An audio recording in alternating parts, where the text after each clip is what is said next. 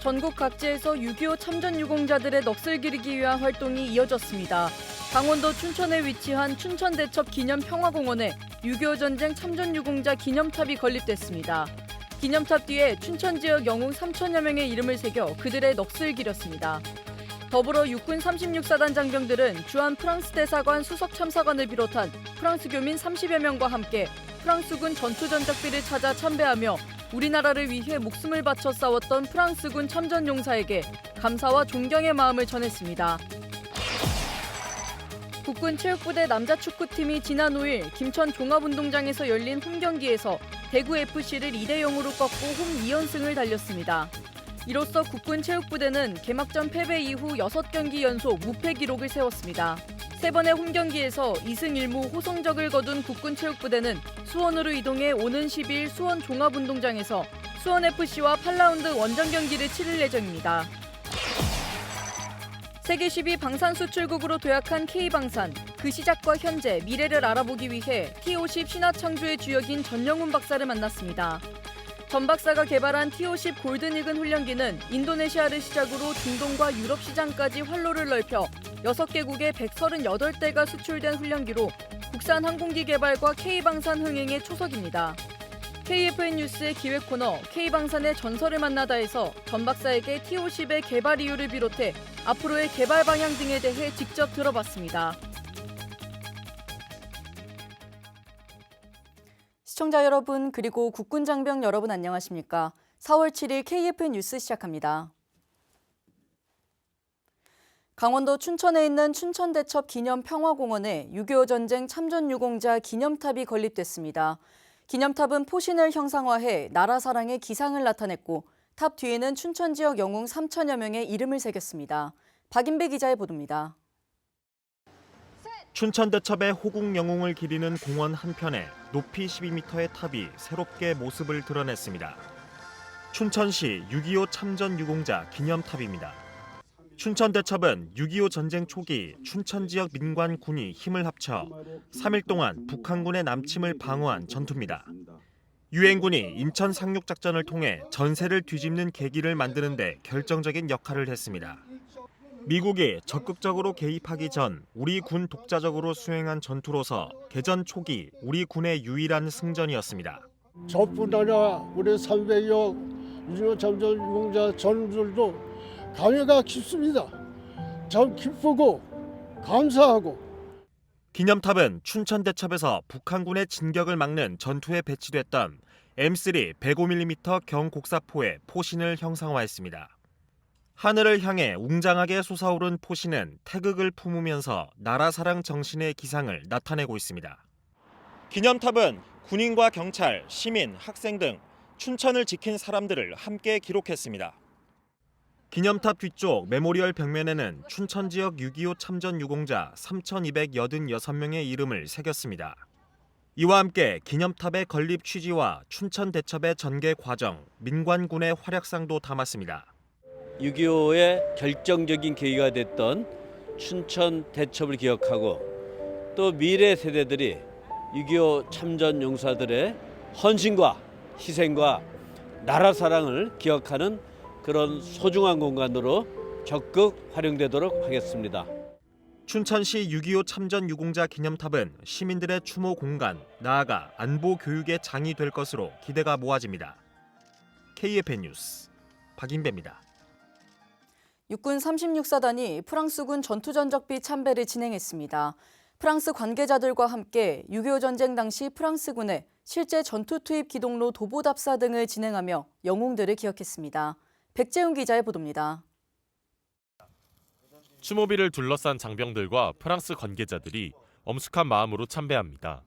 행사에는 송태곤 육군 36사단 참모장을 비롯한 부대 장병들과 베르트랑 자도 주한 프랑스 대사관 수석 참사관, 프랑스 교민 일행까지 60여 명이 참여했습니다.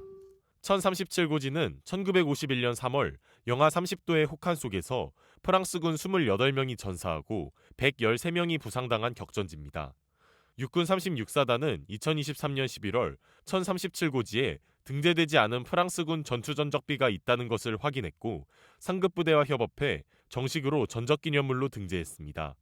지난해에는 필립 베르투 주한 프랑스 대사를 초청해 1037고지에서 처음으로 추모 행사를 개최했습니다. 참석자들은 지형과 전사에 대한 설명을 듣고 전적비에 헌화하며 희생자들에 대한 넋을 기렸습니다. 이와 함께 프랑스군이 실제로 이용한 4km 거리의 산악기동로를 도보로 이동하는 의미 깊은 시간도 가졌습니다. 프랑스 대사관과 교민들과 함께 뜻깊은 행사를 가지게 되었습니다. 강원 안보지킴이 36사단은 참전의 역사로 맺어진 인연이 오늘처럼 앞으로도 지속될 수 있도록 참전 우방국과의 우호증진을 강화해 나가겠습니다. 프랑스 교민들과 함께 특별한 행사를 진행한 육군 36사단. 참전국 예우와 군사협력 강화를 모두 진행한 뜻깊은 시간이었습니다. KFN 뉴스 백재윤입니다. 육군 5보병사단 전차대대가 지난달 31일부터 닷새 동안 다락대 과학화 훈련장에서 K1E1 전차 전술기동 훈련을 펼쳤습니다. 훈련엔 전차 17대와 장갑차, 군안전차 등 장비와 병력 170여 명이 투입됐으며 주야 간 전투조정과 소대급 쌍방훈련이 진행됐습니다. 실제 전장을 가정해 보병부대와 장갑차를 표적으로 삼는 등 전투기술과 지휘능력 숙달에 집중하며 실전형 훈련이 진행됐습니다. 또 예상치 못한 임의 표적을 부여해 신속한 상황 판단과 대응 능력을 높였습니다. 부대는 이를 통해 단차 전투와 소대 단위 전술 훈련을 병행해 개인은 물론 팀 단위 전투력을 극대화하는 성과를 거뒀다고 밝혔습니다. 마르크 리터 북대서양 조약기구 사무총장이 내일 일본을 찾습니다. 해군기지 등을 둘러보고 우크라이나전에 대한 입장에 대해서도 논의할 것으로 보입니다. 김효진 기자의 보도입니다. 일본 외무성에 따르면 리터 사무총장은 내일부터 10일까지 사흘간 일본을 방문합니다. 리터 사무총장의 방일은 지난해 10월 취임 이후 처음입니다. 일정은 이시바 시게루 총리와 만나 우크라이나전 대응과 협력에 대해 의견을 나누며 시작하는 걸로 알려졌습니다. 일본 요코스카 해군기지와 미쓰시비 전기의 우주, 항공, 방산 연구 거점인 가마쿠라 제작소도 방문하는데 4일 리터 사무총장이 벨기에에서 열린 나토 외교장관회의 인도태평양 파트너국 섹션 회의에서 방위산업협력 의지를 피력한 것과 같은 성상에 있는 행보로 보입니다. 이 회의에서 리터 사무총장은 우리와의 방산협력 의사도 적극적으로 피력했습니다. 지난해 우리 정부가 우크라이나전에 4억 달러를 지원한 것을 언급하며 나토 개별 회원국과의 협력을 바탕으로 나토 자체와의 방산협력도 추진해주기를 희망한다고 말한 겁니다. 이에 대해 우리 정부는 방산협력에 대해 화답하며 올해부턴 우크라이나전에 20억 달러 규모로 중장기 지원을 하겠다는 계획을 전달했습니다. KFN 뉴스 김효진입니다. 중국군이 한 표적에 동시에 날아오는 탄도미사일 여러 발을 방어하는 대규모 훈련을 했습니다. 신소진 기자의 보도입니다. 중국의 유명 일간지 사우스차이나 모닝포스트에 따르면 중국은 최근 고비 사막에서 단일 목표물에 최대 16개의 탄도미사일을 발사해 방어하는 훈련을 진행했습니다. 훈련은 최첨단 레이더 시스템 능력을 시험하기 위해 마련됐으며 모든 미사일이 성공적으로 탐지 추적됐다고 매체는 전했습니다. 해당 내용은 중국인민해방군 63623부대 소속 한 엔지니어가 지난달 중국어 학술지에 관련 논문을 게재하면서 알려졌습니다. 육상 조기경보 레이더 기능에 대한 중국의 첫 공개 논문으로 중국군이 기술력 과시를 위해 작성한 것으로 전문가들은 분석했습니다. 매체는 중국의 새 레이더 시스템은 탁월한 성능으로 찬사를 받는 미국 해군의 미사일 추적함과 유사한 듀얼 밴드 기술과 고해상도 표적 추적을 결합했다고 설명했습니다. 그러면서 미국은 1000개 넘는 표적을 동시에 추적할 수 있다면서도 실사격으로 입증한 적은 단 한 번도 없다고 짚었습니다. 아울러 매체는 이번 중국군의 시험이 지난해 10월 이란이 미국 동맹국 이스라엘의 방공망을 뚫고 탄도미사일로 이스라엘 공군기지를 타격한 시나리오를 재현한 것이라고 덧붙였습니다. KFN 뉴스 신소진입니다. 국군체육부대 남자축구팀이 지난 주말에 열린 프로축구 K리그1 경기에서 대구FC를 꺾고 2위 자리를 지켰습니다. 김은진 기자입니다. 정종용 감독이 이끄는 국군체육부대가 지난 5일 김천 종합운동장에서 열린 대구와의 하나은행 K리그1 2025 7라운드 홈경기에서 2대 0으로 승리했습니다. 앞서 국군체육부대는 지난 6라운드에서 강원FC의 1대 0 승리를 거두며 승점 11점으로 리그 2위로 올라섰습니다. 이렇게 시즌 첫 홈승리를 거두며 선두권으로 도약한 국군체육부대는 최근 3연패에 빠진 대구 FC를 상대로 시즌 첫 연승을 노렸습니다. 선제골은 국군체육부대에서 먼저 나왔습니다. 전반 32분 김승섭의 시원한 중거리 슛이 대구 FC의 골망을 가르면서 1대0으로 앞서갔습니다. 이어 전반 44분 코너킥 상황에서 이동경이 올린 공을 유강현이 헤딩으로 골을 성공시키면서 2골차 리드를 만들었습니다. 양팀의 공방이 치열하게 이어지던 후반 42분, 국군체육부대는 대구 FC 정치인에게 만회골을 허용하는 듯 했지만 긴 시간 비디오 판독을 통해 오프사이드 선언이 되며 다행히 실점으로 이어지지 않았고 2대0 그대로 경기를 마쳤습니다. 홈에서 시즌 첫 연승을 거두며 승점 14점으로 2위 자리를 유지한 국군체육부대는 오는 12일 수원FC와 8라운드 경기를 치릅니다. 경기는 KFN에서 생중계합니다. KFN 뉴스 김은진입니다. 병무청이 신체검사 장비와 시설물 안전점검을 이유로 이달 10일부터 17일까지 병역판정검사를 중단한다고 밝혔습니다. 중단 기간에는 중앙병역판정검사소를 포함한 전국의 모든 병역판정검사장에서 신체검사가 실시되지 않으며 검사는 오는 18일부터 재개할 예정입니다. 병무청 관계자는 병역판정검사자 대상자는 본인의 검사 일정을 미리 확인해 검사 휴무 기간에 방문하는 일이 없도록 주의해달라고 말했습니다.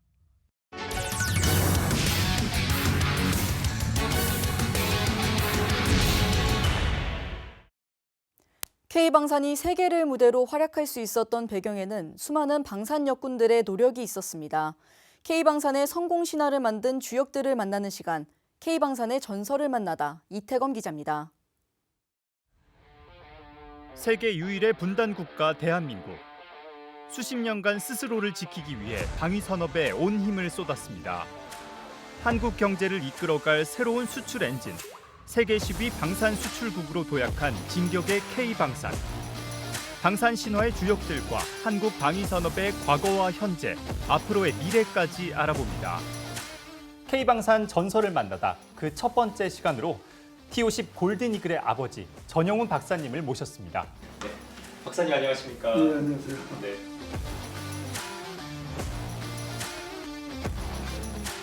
세계 시장에 진출했고 또 T50으로 이루어진 블랙이글 팀이 국제 에어쇼에서 참전할 때마다 최우수상과 인기상을 수상함으로써 그 명성을 세계에 날리고 국위를 선양한 데 대해서 정말 감개무량합니다.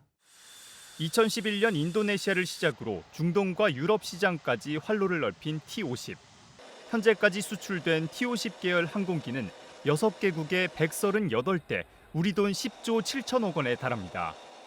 성능은 뛰어나면서 가격은 또 저렴하고 그러다 보니까 소비자들이 찾는 거고, 두 번째는 다양성이라고 하겠습니다. 전수 입문 훈련까지도 겸할 수 있고 또한 유사시에는 전투기로도 사용할 수 있는 이렇게 다양성을 가지고 있습니다. 세 번째로 말씀을 드린다면 확장성이 되겠습니다. 이거를 단지 항공기로 개조하고 거기다 연료를 더 추가하고 또한 엔진 같은 걸 보강해가지고 슈퍼 F-50을 만든다면은 조금 더 손색이 없는 완벽한 전투기로서 발전할 수 있는 그런. 1970년 공군 소위로 임관해 F4 팬텀을 조종하던 그는 돌연 국산 전투기 개발에 꿈을 갖게 됩니다. 거리가 멀 때는 미사일을 쏘고 그다음에 거리가 짧을 때 기관포를 쏘는데 팬텀 F4D 모델에서는 이것이 스위치가 이 발 밑에 있어요. 그러면은 조종하다가 내가 건으로 쏴야겠다 보고 이렇게 딱 보니까 적기를 놓쳤어요. 당시에 정비관리실에 가지고 갔어요. 이렇게 개선해 주십시오 했더니 정비관리실에서 안 됩니다. 이것은 우리 항공기가 아니기 때문에 우리 마음대로 할 수가 없습니다. 이렇게 대답하더라고요. 그러면서 제가 그때 마음먹은 게 우리나라에도 우리 손으로 만든 항공기를 하루속히 만들어야겠다. 하지만 당시 국내에서는 항공기 개발 사업에 대한 부정적인 여론이 우세했습니다. 공군과 국방과학연구소에서도 반대했지만 전용훈 박사는 먼 미래를 내다보며 포기하지 않았습니다. 아직 시기상조다. 제일 처음 단계인 기초연구라고 해서 계획서를 써가지고 연구소 심의에 제출했지만은 그냥 단칼에 그냥 거부당했어요. 이 기회를 놓치면 3, 40년을 기다려야 된다는 이런 절박함도 있었습니다. 어렵게 설득시켜도 겨우 받아난 게 530만 원이었습니다. 적은 예산으로 시작한 사업은 1991년 우리 군이 로키드 마틴과 F-16 구매 계약을 맺으며 급물살을 탔습니다. 무기 도입 대가로 기술 이전을 받는 절충 교역으로 고등훈련기 개발 기술을 배울 수 있게 된 겁니다. 전용훈 박사는 사업 진행 도중 초기 계획했던 음속 이하의 속도를 가진 아음속 항공기에서 초음속 항공기로 방향을 틀었습니다. 그리고 이 결정은 T-50 수출 역사에서 신의 한 수로 평가받습니다. 앞으로의 미래 세대의 전투기들은 굉장히 기동성을 강조하는 것이었습니다. 미 공군은 앞으로 어떤 고등훈련기를 자세히 원하느냐를 조사해 봤더니 거기서도 미래 항공은 초음속이었어요. 여러 가지 시장 분석해 보니까 초음속으로 가야지만 이 사업은 승산이 있다. 사업이 탐색 개발을 시작한 후에 1년 반 후에나 승인이 났습니다. 커다란 모험적인 결심을 한 겁니다. T-50은 방산의 본고장인 미국 시장 도전을 앞두고 있습니다. 미국은 2028년 입찰을 목표로 미 해군의 고등훈련기 도입을 추진 중인데 카이가 로키드 마틴과 팀을 이뤄 T-50으로 참여합니다. T-50을 통한 초음속 항공기 개발 경험은 한국형 전투기 KF-21 보라매로 이어지고 있습니다. 국산 항공기 개발의 초석이 된 T-50, 앞으로의 방향을 물어봤습니다. 미래에 필요한 기술 미리 개발을 해가지고 완전히 입증해놓고 그다음에 항공기 체계에 이렇게 접목시켜서 하면 그만큼 리스크를 줄일 수 있다는 것을 말씀드리고 부품의 국산화 능력이 있어야 항공기에 자주 능력을 가질 수 있어요. 이런 방향으로 항공기 개발이 진행되면 완벽한 항공 산업의 기반을 갖출 수 있다고 저는 생각합니다. 전용훈 박사와 같은 숨은 영웅들이 있었기에 오늘날 대한민국의 평화와 진격의 K방산이 존재합니다. K방산 전설을 만나다 이태검입니다.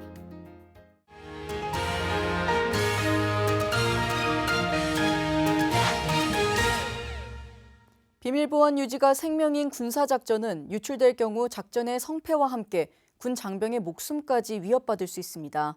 그만큼 민감한 정보를 다루고 있어 보안을 유지하며 작전을 하다라는 것이 매우 중요한데요. 그렇다면 과거부터 지금까지 군사작전은 어떻게 하달됐는지 자세한 뉴스바바에서 알아보겠습니다. 최근 미국을 뜨겁게 달군 사건이 있었습니다. 극비리에 이뤄져야 할 군사작전 논의가 한 민간 메신저에서 이뤄지며 유출이 된 사건인데요. 군사작전은 작전의 성패와 함께 군장병의 목숨까지 위협할 수 있는 민감한 정보이기 때문에 많은 이들의 공분을 샀습니다. 비밀보안 유지가 생명인 군사작전. 그렇다면 지금까지 어떤 방식으로 하달되어 왔을까요? 전쟁의 역사가 오래된 만큼 군사작전을 하달하는 방식도 다양하게 변화해 왔습니다. 고대의 전령부터 타발마, 전서구, 봉수 등 다양한 방식들이 있었는데요. 19세기 초에는 전기의 발견과 함께 전기 신호를 전달하는 통신장치, 전신기가 등장하기도 했습니다. 이후 제2차 세계대전에 들어서며 현대 군사 통신 장비로도 널리 사용되고 있는 무전기가 등장하게 되는데요. 휴대전화 제조사로 잘 알려진 M사에서 개발한 최초의 휴대용 무전기를 미군과 영국군이 사용하며 많은 군에서 작전 하달을 위해 무전기를 사용하게 됐습니다. 무전기가 보급되면서 전선에서는 신속한 정보 교환이 이루어졌는데요. 특히 이동식 무전기는 전투 중에도 실시간으로 명령을 전달하거나 상황을 보고할 수 있겠습니다. 우리 군에 무전기가 처음 선보여진 건 6.25 전쟁 중 미군이 사용하면서인데요. 이후 1980년대에 무전기 PRC-999K 독자 개발에 돌입해 1992년부터 현재까지 군의 지휘 통제 통신용 무전기로 운용되고 있습니다. PRC-999K는 가용 주파수 중에 순간적으로 한 주파수를 사용한 후 무작위로 다른 주파수로 바꿔가며 교신하는 주파수 도약 기법을 적용해서 적의 탐지나 도청, 교란이 거의 불가능하도록 만들었습니다. 이후 현대로 오면서 인터넷 프로토콜에 기반을 둔 위성 통신 체계가 등장하게 되는데요. 미국에서는 MUOS 위성을 올리며 병사 개인마다 휴대할 수 있는 휴대전화형 위성 단말기를 지원하게 됐습니다. 휴대전화형 위성 단말기 형태의 위성 통신 체계는 군사 작전에서 차지하는 활용성이 상당히 큰데요. 지형적인 장애를 극복하고 거리와 관계없이 사용자에게 개선된 통신 능력을 제공할 수 있습니다. 또 전시 및 국가재난 시 긴급 통신으로 매우 효과적인 데다 임무 수행 시 기존의 휴대용 단말기의 중량과 설치 시간 소요 등의 단점을 획기적으로 줄일 수 있는 수단이 됐습니다. 우리 군도 군 통신위성 운용을 위해 2006년에는 민군 공용 통신위성 아나시스 1호를, 2020년에는 최초의 군 독자 통신위성 아나시스 2호를 발사했는데요. 아나시스 2호는 기존 위성 대비 2배의 전송 용량으로 안정적이고 빠르게 정보를 처리할 수 있고요. 통신망 역시 한반도 전역은 물론 해외 파병지까지 포함한 원거리 통신망을 지원해서 육해공군의 지휘통제 및 전술통신, 훈련, 교육 등 광범위하게 활용할 수 있게 됐답니다. 또 회피 성능도 기존 대비 3배 이상 강화되어 향상된 전자전 능력으로 보안성이 보장된 위성통신 체계를 확보할 수 있게 됐습니다. 2030년대에는 보다 향상된 아나시스 3호기가 발사될 것으로 기대하고 있습니다. 전장의 변화에 따라 발전해온 작전 하달 방식, 통신 장비가 발달하며 작전 하달의 편의성과 신속성이 증대됐는데요. 이에 맞는 보안 역시 그 중요성이 더해질 것 같습니다. 이어서 오늘의 국방단신 전해드립니다. 해병대 특수수색대대가 경북 포항 일대에서 해군 1함대 특전대대와 함께 합동 대테러 훈련을 진행하며 임무 수행 능력을 배양했습니다. 이번 합동 대테러 훈련엔 해병대 특수수색대대와 해군 1함대 특전대대 장병 40여 명이 참가했습니다. 훈련은 상호 작전 수행 절차를 확인하고 노하우를 공유하며 대테러 특임대 임무 수행 능력을 향상하는 데 중점을 두고 진행됐습니다. 육군 51 보병사단이 지난 3일 수원 컨벤션 센터에서 경기 인천 지역 군 특성화 고등학교 합동 발대식을 개최했습니다.